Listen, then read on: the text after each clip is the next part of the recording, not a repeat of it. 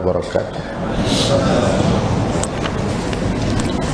Alhamdulillah nahmaduhu wa nasta'inuhu wa nastaghfiruh wa na'udzu billahi min syururi anfusina wa min sayyiati a'malina. May yahdihillahu fala mudhillalah wa may yudlil fala hadiyalah. Asyhadu an la ilaha illallah wahdahu la syarikalah wa asyhadu anna sayyidana Muhammadan abduhu wa rasuluh. Qala rabbi shrah li sadri wa yassir li amri wahlul 'uqdatam min lisani yafqahu qawli. Subhanaka la ilma lana illa ma 'allamtana innaka antal alimul hakim. Wala haula wala quwata illa billahil alil azim. Allahumma faqihna fid din wa 'allimna ta'wil. Amma ba'd.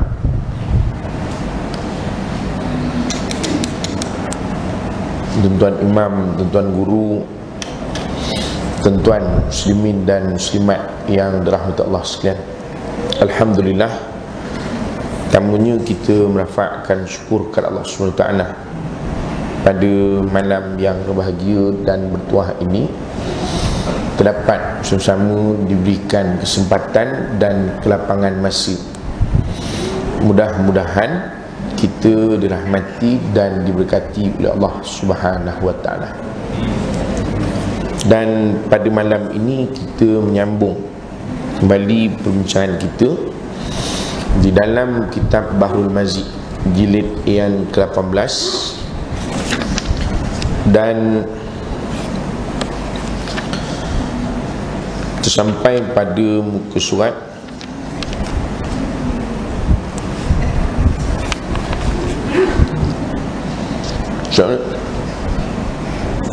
balun je lah tuan-tuan. Muka surat 93, 94, 95, masalah 44. Kita sedang bincangkan bab ke-22, bab yang telah datang ia pada menyatakan hadis yang menerangkan syurga itu dikelilingi dengan segala yang dibenci oleh nafsu, dan neraka itu dikelilingi dengan segala yang disukai oleh nafsu. Ini satu bab yang telah kita bincangkan dahulu tentang bagaimana sifat syurga atau bagaimana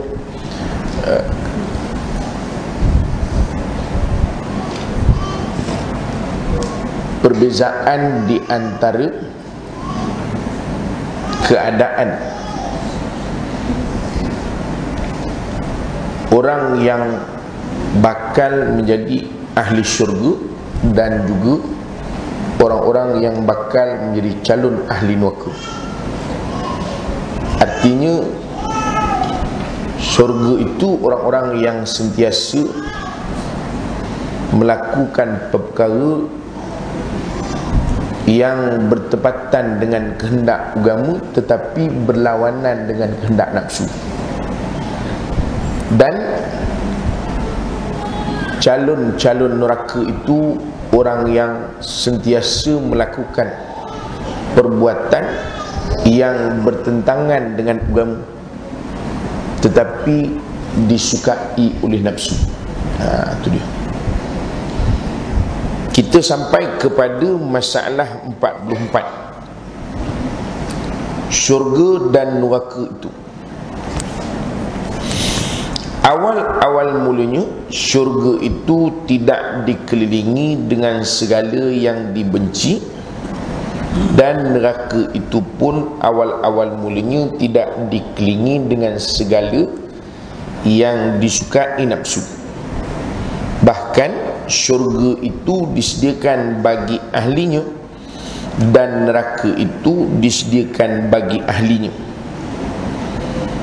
Kemudian maka Tuhan sediakan pula sebab-sebab yang menarik ahlinya itu masuk syurga dengan amal-amal yang baik dan Tuhan sediakan penarik ahli-ahli yang masuk neraka itu dengan amal-amal yang jahat, maka itulah keduanya yang disediakan Tuhan.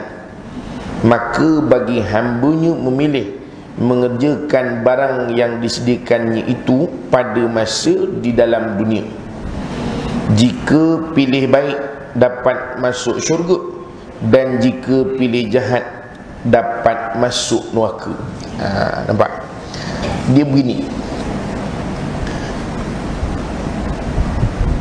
Makna pertama sekali, syurga dan neraka ini telah pun wujud.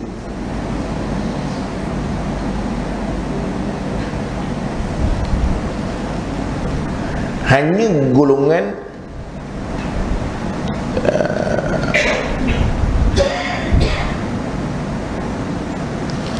yang menggunakan logik akal sahaja yang menolak wujudnya syurga dan neraka sekarang.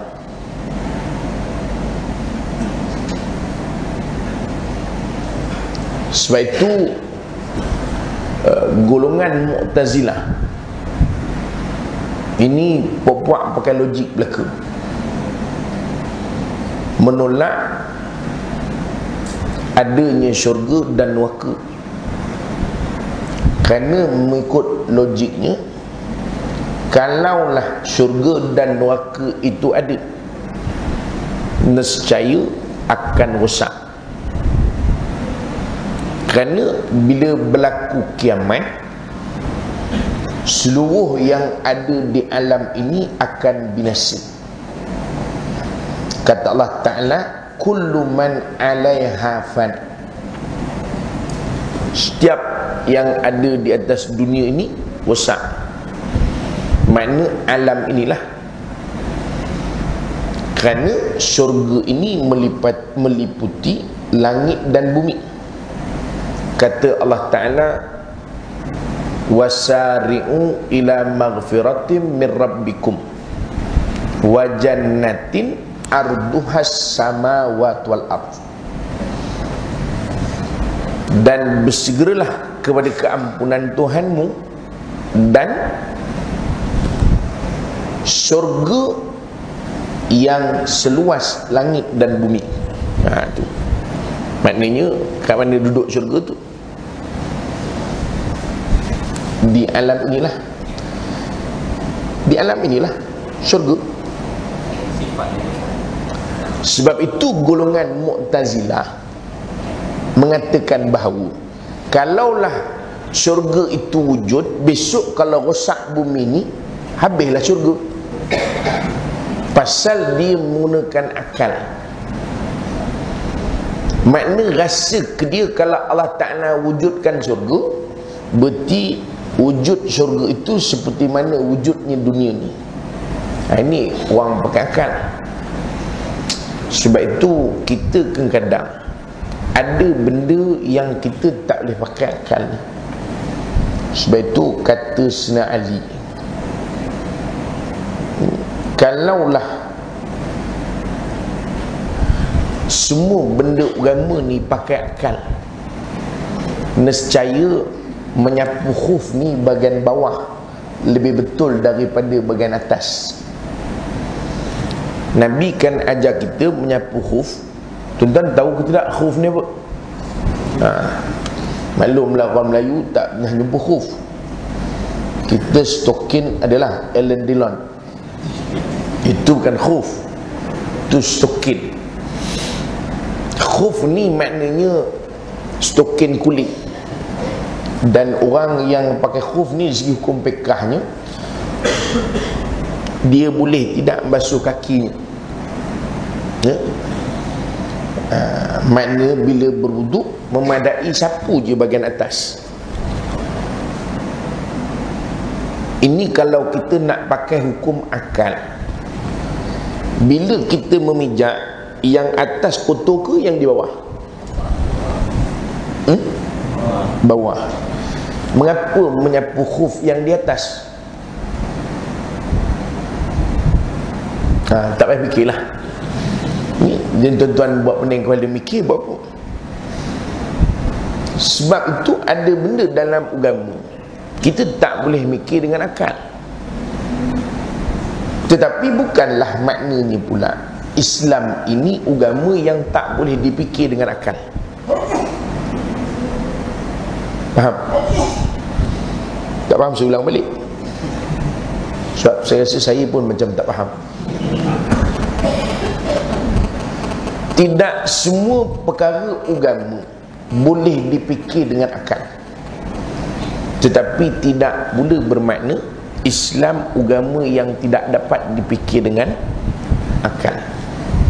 Betul kenang. Tentu saya tanyalah Zuhur kenapa 4 rakaat, Subuh kenapa 2. Tak payah tanyalah. Dah tak ada soalan nak tanya dah. Kan? Ada benda yang kita boleh fikir, tetapi tidak semua kita mampu fikir. Itu ada benda yang memang ditentukan. Zuhur 4 rakaat, dah Nabi ajar sembahyang 4 rakaat. Sallu kama ra'aitumuni usalli. Sembahyang seperti mana kamu lihat aku solat. Sebab itu Jibril mengajarkan Rasulullah SAW solat.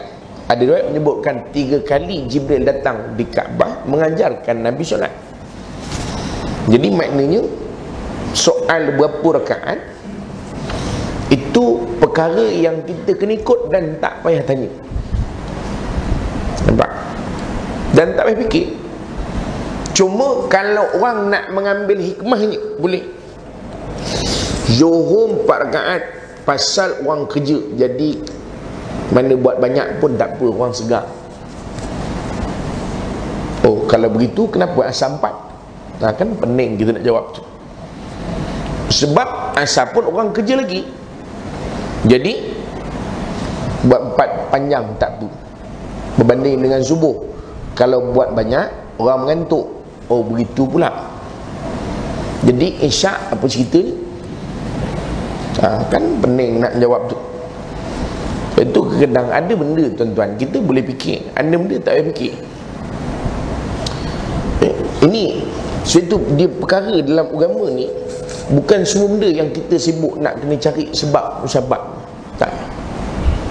Tapi tak pula maknanya Islam ni menghalang kita manusia berfikir. Tak. Contoh, Allah Ta'ala haramkan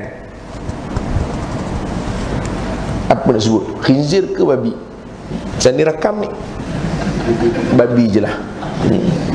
Sebab babi tu orang Melayu panggil, khinzir orang Arab sama je.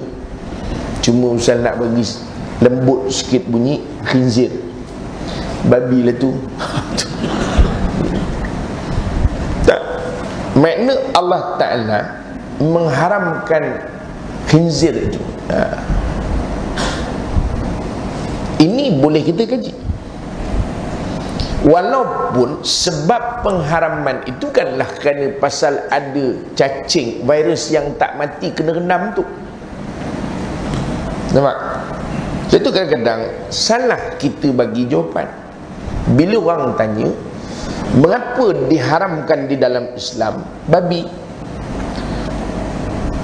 kita pun jawab kerana dalam tu ada virus yang tak mati. Kalau kena rendam pun, kena masak dengan air menggelegak pun tak mati. Ini jawapan yang salah.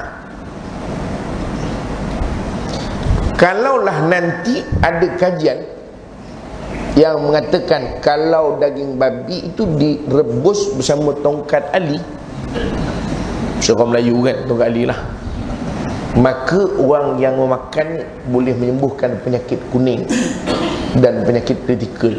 Ni yang rakam ni jangan buat betul. Ni tak ada kajian ni. Makna kalaulah orang kata ada kajian direbus dengan tongkat ali, maka menyebabkan orang yang penyakit kritikal boleh sembuh. Adakah makna ketika itu halal? Ini masalah kita. Lepas tu tak boleh bagi jawapan begitu. Lepas tu ada perkara yang sifatnya ta'abudiah. Makna kerana kita apa dia panggil ni, atas dasar penghambaan kita. Kenapa solat zuhur 4 rakaat? Dah diperintah 4 rakaat, jalan je lah, jangan banyak tanya. Kalau tak nak 4 rakaat, pergi musafir 2. Kan boleh. Tapi musafir je lah kerja dia, punya sebab tak nak sembahyang 4 rakaat tu. Sampai kesudahlah kau untuk musafir. Kenapa khuf disapu di bahagian atas? Sudah Nabi ajar, usah banyak tanya lah. Tak, kan bawahnya kotor, sapulah, habis cerita. Yang penting bahagian atas sapu. Boleh tak sapu bahagian bawah? Boleh tak boleh? Boleh. Tapi atas tu sapu dulu, bawah tu nak membersihkan. Atas tu kerana menyapu khuf, mesti sapu di bahagian atas ni. Tuan-tuan, ini kita nak faham supaya kita jelas. Ada benda dalam agama ni dia tak boleh kita pakai otak. Sama jugalah kewujudan syurga dan neraka. Syurga ada dah. Kan ada banyak riwayat yang menceritakan tentang Nabi melihat syurga. Satu ketika Nabi bersama para sahabat, tiba-tiba Nabi seolah-olah memetik sesuatu. Sahabat, ya Rasulullah, ambil yang kau petik tu. Kata Nabi, aku petik buah daripada syurga. Nampak? Maknanya wujud syurga tu. Ini kita tak boleh nak kira pakai otak ni. Kalau ada, duduk kat mana Ustaz? Payah betul, orang tak faham. Gini je lah, beramal je lah, besok mati bagi tahu masuk syurga ke tidak. Faham? Sebab itu golongan Mu'tazilah ini mereka menolak wujudnya syurga. Kenapa? Nescaya akan binasilah. Kan Allah Ta'ala boleh buat ramai orang yang mati, tulang-tulangnya hancur, jasadnya hancur. Tapi kan ada yang kita jumpa lama dah mati, jasadnya tidak hancur. Kan boleh. Apa yang kita pelik? Sedangkan yang tak ada pun Allah Ta'ala boleh bagi ada. Apa payah sangat? Yang tak ada boleh bagi ada. Kalau yang ada tak ada bagi ada, ada. Angguk faham tu, faham tu tu. Yang tak ada Allah boleh bagi ada. Kita dulu kan tak ada. Sekarang ada tak? Ada. Dulu ada. Mana ada? Tak ada. Datuk kita pun tak kata, Nanti besok kau kahwin, cucu aku ni arkitek kan lahir. Ada datuk kita kata gitu? Tak ada. Kalau datuk pun cakap begitu, orang kata datuk tu gila tu je. Ni bukan datuk ini tuan-tuan, ni datuk tu. Datuk kita tu lah. Lepas tu kita tak ada dulu, kemudian ada. Syurga Allah nak adakan. Kalau Allah nak hancurkan, adakan balik pun boleh, apa masalah? Yang tak ada bagi jadi ada, boleh. Yang ada untuk nak adakan, lagi senang. Tu. Sebab itu syurga ni memang dah sedia ada, neraka pun sedia ada. Cuma para ulama bincang masuk syurga terus ke atau nanti dulu. Ini sebahagian dia menyebutkan seperti mana yang disebut dalam ayat Allah Subhanahu Wa Taala. Ada 3 peringkat. Manusia ni soal yakin dia kepada Allah Ta'ala. Pertama yang disebut yakin kepada syurga dan neraka dan perkara ghaibiah ni. Pertama yang disebut sebagai ilmu yakin. Iaitu yakin dengan ilmu. Syurga ada? Ada. Dah tengok? Belum. Habis macam mana? Nabi kata ada. Ada. Yang kedua dia panggil ainul yakin. So itu bila orang mati, Nabi kata kubur ini sama ada menjadi radun min riyadil jannah ataupun hufratun min hufarin niran. Sama ada dia jadi taman syurga ataupun lubang-lubang neraka. Sebab ketika itu diperlihatkan, nah ini syurga, ini neraka. Sebab itu disebut oleh para ulama, ini peringkat ainul yakin. Nampak dah, tengok. Sebab itu disebut dalam kitab Mukhtasar Mufid Syarah li Jauharatit Tauhid. Dia menjelaskan tentang peringkat kedua ni. Nanti orang akan nampak. Makna nampak syurga tu betul. Sekarang tak nampak langsung, masa itu nampak. Orang yang masuk neraka masa tu baru menyesal aku. Kalau aku tahu aku dengar kuliah bagus tengok konsert. Kan misal nyambut tahun baru kan tengok konsert, yang sini dengar kuliah. Jadi menyesallah orang yang menengok konsert, termasuk yang menganjur konsert semua. Pasal masih itu nampak dah. Dan kemudian peringkat yang ketiga itu dia panggil hakul yakin. Ini bila? Ini disebut nanti pada ketika hari kiamat, dibangkitkan balik, ditimbang amalan, dan ketika itulah barulah orang rasa, kalau aku tahulah syurga ni macam gini, tak payah jadi CEO pun tak apa. Maknanya apa? Orang rasa nikmat syurga tu, yang duduk kelas bawahan ini pun rasa hebat dah syurga. Maknanya kalau aku tahu dulu dunia tak payah jadi apa-apa, kerja aku beribadah saja. Pasal nescaya aku akan dapat rasa syurga yang paling tinggi. Ini dia panggil peringkat hakul yakin. Sebab itu makna wujud syurga itu ada, neraka itu juga ada. Sebab itu Nabi Adam AS, kalau kita tengok pula dalam sejarah ketika diciptakan, Al-Imam Ibn Kathir di dalam kitabnya Qasasul Anbiya, dia kata Nabi Adam itu diletakkan di dalam syurga, kemudian diturunkan ke dunia. Cuma ulama berbeza pandangan, apakah syurga Nabi Adam itu syurga yang nanti kita nak pergi ni, atau dipanggil syurga dunia. Ini biar ulama bincang lah, kita tak payah pening kepala, kita beramal je lah. Tapi disebut oleh Imam Ibn Kathir dalam kitab tu, bahawa ada pandangan yang menyebutkan Nabi Adam itu duduk di syurga yang nanti memang kita nak masuk. Kerana ulama berkhilaf begitu, kerana sifat syurga tu dia kekal. Maknanya orang dah masuk tak keluar dah. Tapi Nabi Adam bersiapa pula masuk keluar. Jadi yang ini tuan-tuan tak payah bincang lah. Yang pentingnya sejak daripada zaman Nabi Adam, syurga itu telah pun ada. Tu nampak? Dan syaitan pun sepatutnya dicampak terus ke neraka, tapi dia kautim.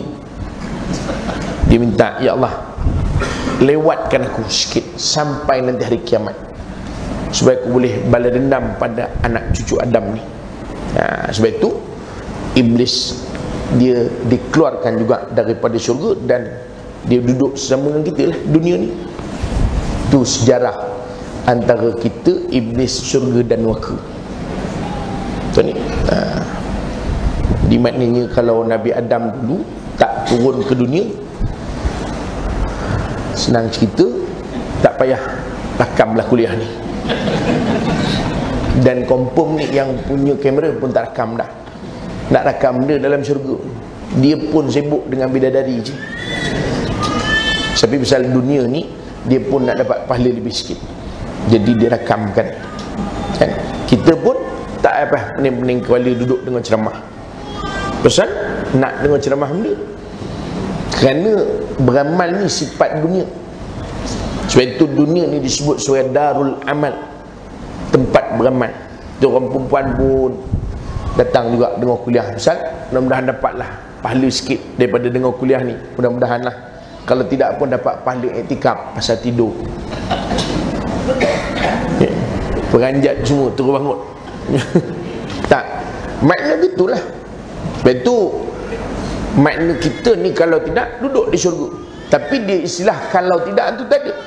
Kerana memang ada dalam ilmu Allah Ta'ala, Nabi Adam ini akan diturunkan ke dunia, dan akhirnya kita juga, cucu anak Adam ini akan ke dunia juga.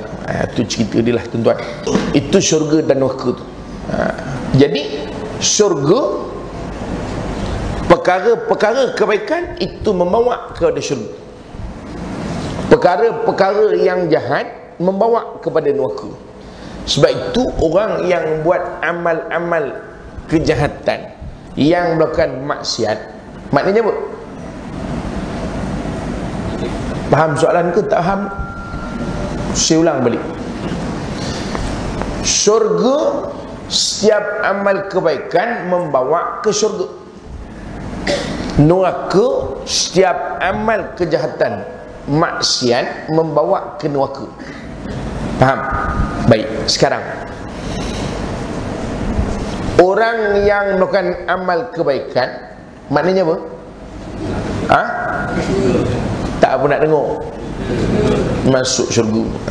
Pasal kan dengar suara saya je dalam kamera ni, jadi biar dengar tuan-tuan yang bercakap. Orang yang bukan maksiat, amal-amal kejahatan, maknanya apa? Bukan saya cakap, dia orang semayang agak-agak kebajikan ke maksiat. Agak-agak orang semayang, apa cerita dia? Ialah orang semayang buat kebajikan, maknanya nampak? Agak-agak menyanyi,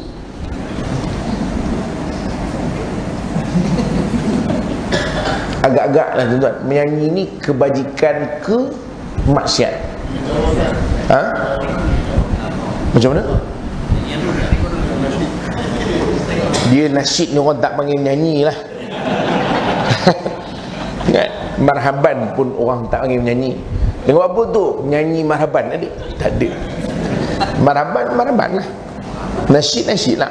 Menyanyi ni karaoke itulah. Baik. Agak-agak kebajikan ke maksiat? Agak-agak je lah, agak-agak. Dia tak ada benda yang dia tu maksiat, dia juga kebajikan. Tak ada. Jangan nak buat modal.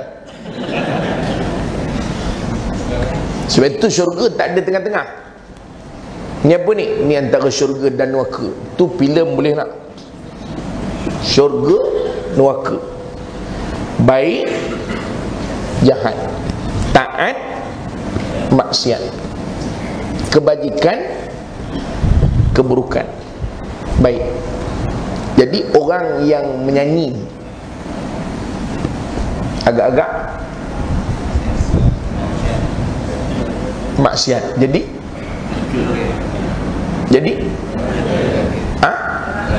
saya tak jawab, tuan-tuan yang cakap.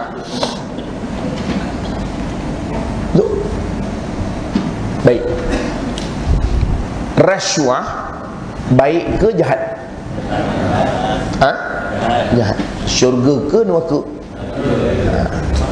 Bukan soal kita kata orang tu syurga, orang neraka, tak. Faham tak faham ni? Tak, bukan kerja kita syurga, tak. Amalan tu, kalau amalan itu amalan ahli syurga, syurga lah. Kalau amalan itu amalan ahli neraka, maknanya agak-agak kita tengok tengah padang ada sebiji bola, orang berlari kejar ramai. Main golf ke badminton? Faham tak faham ni? Saya ulang balik soalan, nampak macam tak faham. Tengah padang ada bola sebiji, orang kejar beramai-ramai. Agak-agak main golf ke main badminton? Main bola. Orang atas pandai jawab. Teruk orang bawah ni IQ rendah, sebab itu duduk bawah. Kalau dah orang bola sebiji kejar ramai, takkan main golf, main bola lah tu. Takkan kita nak tukar pula. Begitulah lebih kurang. Kalau orang buat kerja amalan ahli syurga, takkan kita nak kata dia neraka. Ustaz belum tahu lagi, mungkin mati besok dia neraka. Itu cerita kendian lah. Cerita mati besok itu cerita kendian. Ni pun belum tahu lagi ni. Yang duduk tengok, yang rakam pun belum tahu lagi. Ni aku malas nak merakam ni kata dia. Tak. Supaya kita faham tu, asasnya begitu. Bukan kita nak menerakakan orang, mensyurgakan orang, tak. Itu kan kerja kita. Nabi boleh. Nabi tengok orang berperang, sahabat kata, ya Rasulullah, hebat dia berperang. Tak, ahli neraka tu. Dia bukan berperang kerana jihad jalan Allah, kerana nak nama. Nabi boleh tahu, kita tak boleh tahu. Kita boleh tengok orang semayang ataupun orang rajin dengar kuliah, tengok tuan-tuan ahli neraka sekalian tak ada kerja. Dah orang dengar kuliah ni kebaikan ke maksiat? Kebaikan. Kita kata kebaikan, maka syurga lah. Faham? Itu yang payah sangat. Sebab apa? Ramai orang tanya, Ustaz, betul ke orang yang mengundi ni boleh masuk pahala, boleh masuk syurga, masuk neraka? Siapa suruh bincang tajuk ni? Politik ke? Politik ke tak politik? Politik. Kalau politik tak payah bincang lah pasal syurga. Setiap perbuatan, famay ya'mal mithqala dzarratin wa may ya'mal mithqala dzarratin, mana ada amalan yang tak dikira? Ada? Ada. Yang mengata dalam hati tu pun dikira tu. Tak, bukan begini, mana tunjuk orang atas ni marah suruh orang atas, Ustaz ni tak guna betul, aku turunkan kata dia. Semua benda ada lah dia hukum dia. Tak ada benda yang lagwa wala ibad, tak ada. Setiap kita semua akan dihitung. Duduk, berdiri, hitung. Kalau berdiri ada hukum tak ada hukum? Sudah. Tadi nampak macam faham benar. Berdiri ada hukum tak ada hukum?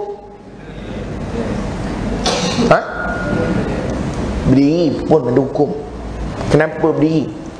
Makwa lalu. Kan? Berdiri itu berdosa. Betul tak betul? Tapi kalau berdiri, kenapa berdiri ni? Nak ke masjid, berdiri itu dapat pahala tak? Faham? Sama juga yang beli kamera ni, nanti tajuk dia kamera. Agak-agak beli kamera dapat pahala ke tak dapat? Tengok. Kalau buat ambil ceramah dapat pahala, tapi kalau suruh model melentik-lentik tak ada harapan saya.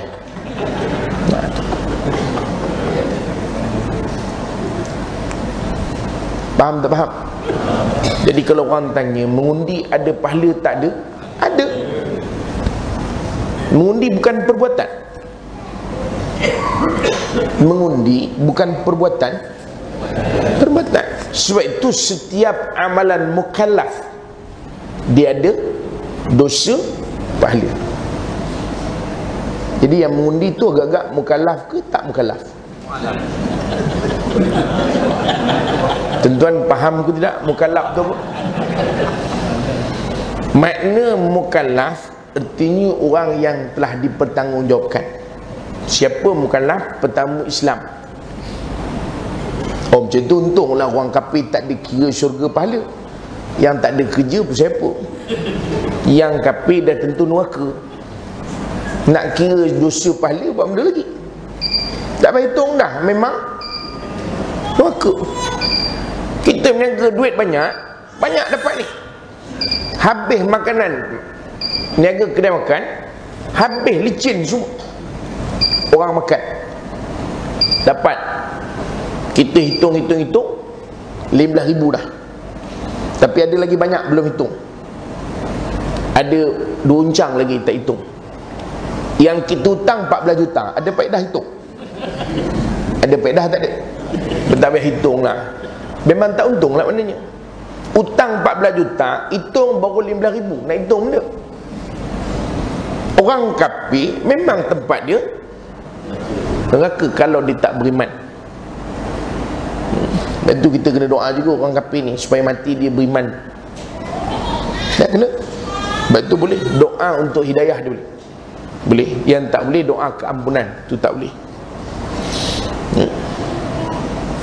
Sebab tu semua perbuatan mukallaf Islam Yang kedua, balik. Itu kalau tak balik, pangkahlah benda nak pangkah pun tak ada dosa. Orang tu semua tak pergi mengundi. Yang mengundi, tu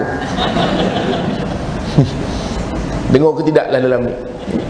Jangan tutup suara dekat, biarkan dia. Baguslah dia datang malam ni, menunjukkan dia tak mukallaf tu. Betul budak-budak bila mengingit dan surau, jangan ada yang komplain bising. Faham? Dia mukallaf tak? Mukallaf ke tidak? Kalau orang tua yang memekak, yang ini jangan komplain, campak je keluar. Faham? Kan faham tu. Budak tu pun faham tu tuan. Kalau tuan-tuan tak faham, teruk tu. Tak, ini mukallaf. Sebab itu balik, dan satu lagi berakal. Itu mukallaf. Main kalau tak berakal, tak apa. Dia berbogel pun tak apa. Tak usah sibuk orang gila tengok bogel tu. Yang kita tengok orang gila tu patut kita sibukkan. Tengok apa? Orang gila tu berbogel dia. Teruk tu. Orang gila tu tak teruk. Yang teruk menengok orang gila tu. Pasal dia tidak mukallaf. Yang menengok tu mukallaf. Dia bukan berbogel saja tak apa, dia pusing-pusing pun tak apa. Kita ni yang menengok berpusing-pusing tu yang masalah. Faham? Tu perbuatan mukallaf, dia ada pahala, ada. Jadi kalau orang kata mengundi ni siap ke tak siap? Siap. Baguslah siap ilmu. Yang ambil gambar pula risau. Kalau orang tanya mengundi dapat pahala atau tidak, senang saja jawapannya. Yang mengundi mukallaf ke tidak? Jawapan setakat tu je. Lebih tu kata Nabil, lu fikirlah sendiri. Faham? Faham tak faham? Payah sangat. Tak, setiap amalan kita ada nilaian dia, dosa atau pahala, kebaikan atau maksiat. Sama. Kita tak kata mengundi siapa, kita kata mengundi je. Mengundi siapa tu tuan-tuan tambah sendirilah. Itu baru politik. Setakat tadi belum politik ni. Saya tak ada kata, ada saya kata mengundi PAS. Ada tak ada? Ada tak? Baru sebut. Kadang-kadang orang ni start politik. Bila yang saya kata mengundi PAS masuk syurga? Ada saya kata? Kan? Baru sebut.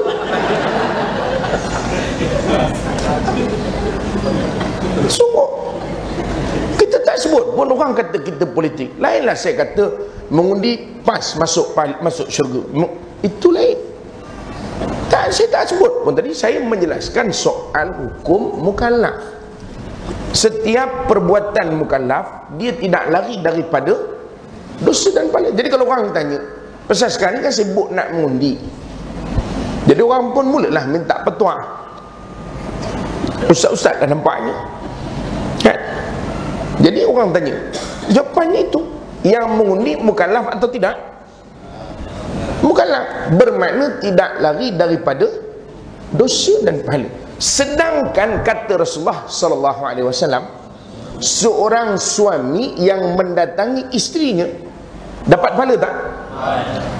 Sahabat tanya, ya Rasulullah, bagaimana pula mendatangi isteri pun diberi pahala? Tuan-tuan, ni bahasa dalam kitab lah, mendatangi isteri. Payah nak menjimat isterinya. Tak faham lagi? Mengada-ngada nama itu. Sahabat bertanya, ya Rasulullah, bagaimana itu pun dikira pahala? Kata Nabi apa? Bukankah kalau ia mendatangi wanita yang bukan isterinya, ia diberikan dosa? Itu jima' dapat pahala. Apatah lagi kalau perbuatan untuk menentukan sesuatu yang untuk maslahah ammah, maslahah umum. Faham? Tuan-tuan faham ke tak faham? Kalau tak faham saya berhenti setakat tu. Tak faham kena jelaskan lagi. Faham ke tak faham? Faham, cukup dah tu. Bawa tenang. Tenang, ya. Jadi sebab itu dia kata syurga dengan amal-amal baik dan neraka itu dengan amal-amal jahat. Demikian tersebut dalam kabar peri Tuhan. Bahasa canggih ni orang lama dulu sampai tak faham. Menjadikan barang yang mengelilingi syurga itu sebagai dalam hadis yang dikeluarkan oleh Abu Isa At-Tirmizi. Katanya, an Abi Hurairah an Rasulullah sallallahu alaihi wasallam qala lamma khalaqallahu al-jannata wan nar arsala Jibrila ilal jannah faqala unzur ilaiha wa ila ma'adatu li ahliha fiha. Daripada seorang sahabat Nabi namanya Abu Hurairah radhiyallahu anhu, daripada Rasulullah SAW bersabda, tatkala dijadikan Tuhan akan syurga dan neraka dan cukup lengkap apa segala nikmat dan kesedapan di dalamnya itu, dan neraka pun cukup lengkap penyiksa di dalamnya, maka dititahnya akan hambanya Jibril alaihi salam pergi kepada syurga itu. Firmannya kepada Jibril, hai Jibril, pergi kamu kepada syurga dan lihat olehmu kepadanya dan kepada barang yang telah aku sediakan bagi orang-orang yang menduduknya di dalamnya daripada nikmat itu. Tidakkah siapa-siapa pun apabila akan mendengar persediaan itu semuanya mahu masuknya dan mendiami di dalamnya dengan berkekalan. Maknanya Allah suruh Jibril pergi tengok nikmat syurga. Kata Nabi, bila Allah suruh tadi, maka orang kalau pergi tengok nescaya orang tak nak keluar. Macam kita pergi hotel lah tuan-tuan, 5 star ya. Kalau boleh nak duduk lama tapi mikirkan bayarnya mahal, keluar juga kita. Tapi kalau kita dia kata duduklah sampai bila-bila rasa dah tak nak keluar, agak-agak keluar tak? Tak keluar lah. Pasal 5 star punya hotel. Tapi kalau kita pergi umrah, hotel lift pun tak turun-turun, kita dah sampai lift tak sampai, agak-agak nak balik ke tak balik? Cepat nak balik itu. Kira tu bila nak balik ni, bila nak balik. Pasal tempat tak seronok. Maknanya syurga ni tempat seronok lah. Saya pun tak pernah tengok, tapi Nabi katalah gitu. Kita kan banyak dalam kehidupan tempat yang seronok kita pergi. Lepas tu kadang kita rasa bila nak balik tu cepat benar. Tapi tempat yang tak seronok rasa lambat nak habis.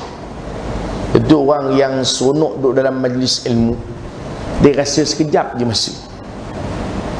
Tapi orang yang tak seronok majlis ilmu ni terasa pukul berapa gagak ustaz ni nak habis. Berapa jam? Isyak dah belum? Ha? Isyak kita berhenti lah. Dah isyak? Ha? Dah usul? Jadi kita berhenti setakat tu je lah tuan. Saya sebenarnya sekarang ni kuliah maghrib tak nak panjang, pendek je. Betul eh? Tadi mungkin dah janji dengan Datin tu nak pergi makan tom yum. Ada orang yang mau balik kerja tuan-tuan tak sempat mandi lagi. Jadi dia ingat dengar ceramah kejap lah, lepas tu boleh balik.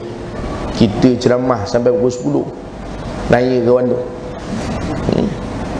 Perempuan tunggu kat rumah tu, orang tua ni mula-mula ni kata dia lambat dah balik ni. Dah muncung orang tua tu. Kita menyebabkan isteri tu muncung sampai besok. Sian orang tua tu. Nampak? Baik, saya tak panjang lah insyaAllah ya? Tuan-tuan tu saya insyaAllah ya? Saya insyaAllah dalam 9.30 saya berhenti insyaAllah.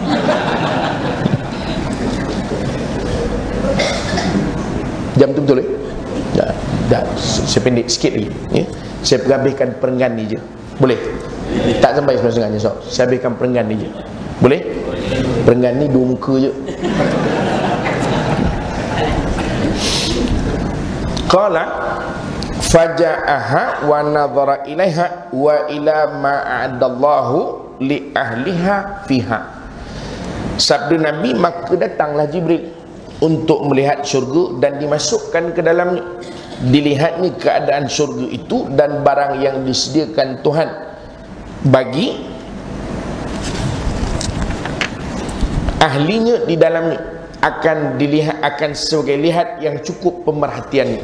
Maknanya Jibril bukan tengok-tengok gitu je, bukan seimbas lalu ya, macam kita kan episod akan datang, tu seimbas lalu minta. Maknanya Jibril memang tengok betul-betul, dan dapat ia mengkhabarkan baiknya dan bagusnya, menyukakannya bagi orang yang mendengarnya. Semuanya suka masuk dan tinggal di dalamnya. Qala faraja'a ilaihi qala fa wa izzatika la yasma'u biha ahadun illa dakhalaha fa amara biha fa huffat bil makarih. Sabdanya, bila habis Jibril melihatnya akan persediaan syurga itu, ia pun kembali mendapatkan Tuhannya dan menyembahnya. Katanya, wahai Tuhanku, demi kemuliaanmu, sungguhnya tiada didengar oleh seorang dengan syurga dan barang yang kau sediakan di dalamnya, melainkan semuanya mahu masuk dan suka kepadanya. Bila habis kata Jibril itu, maka dititahnya dengan dia, disuruhnya dikelilingi dengan segala pekerjaan yang dibenci oleh hawa nafsu, yakni dikelilinginya dengan segala sebab yang dapat seseorang daripada hambanya tinggal di dalamnya dengan amal ibadah dan iman. Maka siapa ada iman dan cukup amal ibadahnya, masuk ia tinggal dalam syurga itu bersedap-sedap dengan nikmatnya. Tuan-tuan, dalam hadis ni terang sebut bahawa Allah Ta'ala jadikan setelah syurga ini penuh dengan nikmat, Allah letakkan pula sekeliling syurga itu benda-benda yang nafsu tak suka. Maknanya bila dia macam ni, kenapa orang kita Melayu bila anak lahir, uri itu kita tanam dan letakkan lampu di atas ni? Ada kan? Salah, buat-buatlah pula orang surau tak buat. Sama je 2 kali 5 ni kan, bukan ada tanah pun dekat Salam ni, duduk apartmen korek juga, pasu, tak ada kerja. Baik, kenapa? Tanya orang tua lah. Ni orang muda nampaknya, yang tua kenapa letak lampu atas ni? Bagi sejuk, takut sejuk maka letak lampu panas sikit. Lain yang sejuk tadi apa? Uri itu. Lain. Penerang hati. Mana supaya bagi terang lah. Lain. Nilai lain ke mazhab? Pasal lain jawapan nampak tu. Lain. Supaya jangan dikurik kucing. Saya ingat kalau nak bagi panas, masuk microwave lagi bagus.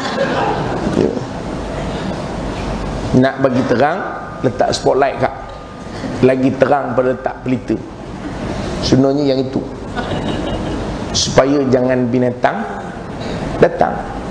Orang dulu-dulu di kampung, tuan-tuan ni semua tak pernah duduk kampung ke?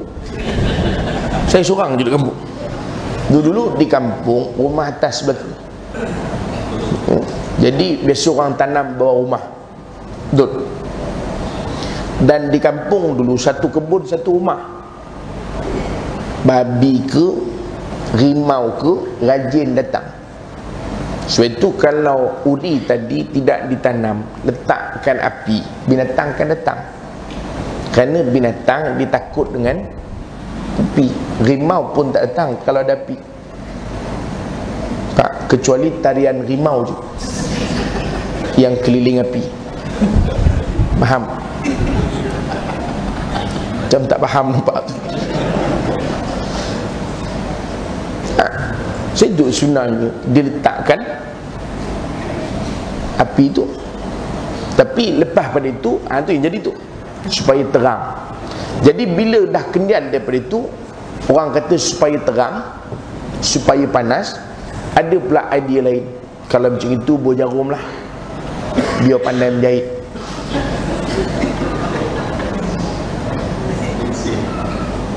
Kita jarum pandai jahit, semua orang jadi tukang jahit. Bos senduk lah, biar pandai masak.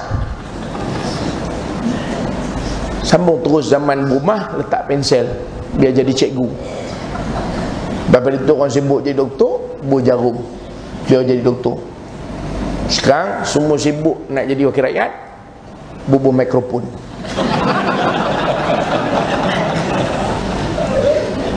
Kan mengarut jadi semua tu. Tak. Lepas tu kedang kita tuan-tuan, itu api ni diletak tu supaya jangan binatang datang. Ni. Sama juga orang kata kalau berkemah kita letak apa nama tu? Bukan api, satu lagi tu. Belerang supaya ular tak datang. Kan mana keliling kemah letak belerang, jadi ular tak datang, dia mengelilingi. Tapi dia terlupa ular tu duduk dalam kemah. Tak, maknanya begitulah. Sebab itu syurga ni seronok, semua orang nak pergi. Tapi Allah letak keliling syurga ni benda yang nafsu tak suka. Apa dia nafsu tak suka? Ibadah, iman tu nafsu tak suka. Mana dia nafsu suka beribadah? Suka ke? Suka ke tak suka? Sekarang bos suka tuan-tuan. Pencin ni kan, dulu masa belum pencin mana suka. Tak, ni bukan orang sini ni, tempat lain. Marah orang sini, celaka ustaz ni. Tak, tak menunjukkan benda ibadah ni benda yang nafsu tak suka. Tak suka. Sebab tu susah nak buat. Bukan pasal ibadah tu susah, tak. Allah sebut dah, yuridullahu bikumul yusra wala yuridu bikumul usra. Bahkan Allah kata Allah tidak jadikan agama ini suatu kepayahan. Sebab itu ibadah bukan benda payah, tapi nafsu tak suka. Nampak? Itu kalau orang tanya kenapa bila maghrib surau kosong, pasar malam penuh? Sebab pasar malam tu benda yang disukai oleh nafsu. Surau nafsu tak suka. Cuba letak pasar malam dalam surau. Faham tak faham? Pasar malam letak dalam surau, agak-agak datang tak orang ke surau? Datang. Dia macam semut mengerumuni gula. Gula memang suka ke semut. Gula suka ke semut pula. Mana nak habis lah tu dah, ya? Semut memang suka ke gula. Sebab tu dia akan datang. Itulah sifatnya. Sebab tu susah pelik. Sedekah, benda yang nafsu suka ke? Nafsu suka sedekah ke kumpul duit? Agak-agak lah, kalau tak berapa pasti, agak-agak je. Nafsu suka sedekah ke kumpul duit? Kumpul duit. Sebab itu orang suka kumpul duit daripada sedekah. Betul? Begitulah. Nafsu suka jawatan atau jawatan tu diguna untuk agama? Mana yang nafsu suka? Suka jawatan, guna untuk agama, nafsu tak suka. Sebab tu dia nak sibuk kejar jawatan saja. Untuk agama tak nak. Dia tu kita susah pelik, banyak benda. Orang perempuan agak-agak nafsu suka tunjuk cantik ke ataupun pakai tudung? Yang mana agak-agak? Agak-agak je lah, agak-agak. Payah soalan tu kan, tak apa, agak-agak je. A suka cantik, B suka cantik, C suka cantik, D suka cantik. Agak-agak A, B, C, D. A, betul lah tu. Nah, tuan-tuan, senang je. Kita buat kenduri 14 kemah. Nafsu suka megah ke atau suka berpada-pada? Wasatiyah. Siapa yang tuan-tuan suka dengar kata wasatiyah?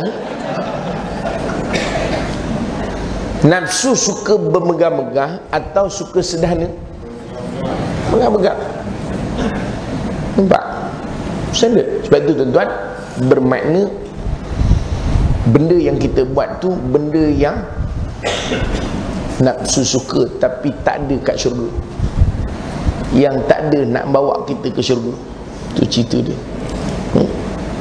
Jadi maknanya tuan-tuan sekalian, ini tentang syurga lah, ya, yang disebut dalam kitab ni.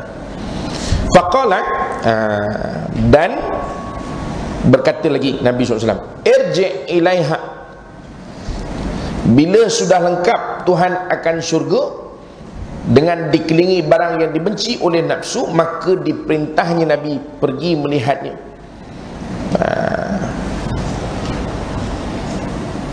Fanzur, maka lihat pada bulan depan.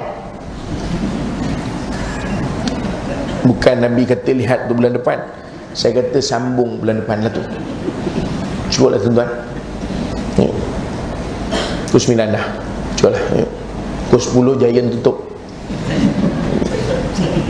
kan, 10.30, 10. Tak, bukan saya kata tuan-tuan nak pergi Giant, saya yang nak pergi Giant. Tuan-tuan rasa bersalah, no, kata Ustaz ni kata kita je, kata dia. Tak, siapa yang kata tuan-tuan nak ke Giant? Saya nak ke Giant. Kan? Dan tu takkan Ustaz mengajar je. Kan? Baguslah tu. Maknanya dah faham. Ke Giant nak suka. Maknanya tu tanda mengaji tu faham betul lah. Jadi balik kang boleh tanya sendirilah. Payah betul kalau lebih faham ni. Disambung pada bulan depan insya-Allah, ya. Jadi cukuplah sekadar tu. Saya ingat soal jawab pun bawa bulan depan je lah. Wallahu a'lam. Habis dah Syekh, boleh padam lah. Aku quli hadza, astaghfirullahalazim li wa lakum. Assalamualaikum warahmatullahi taala wabarakatuh.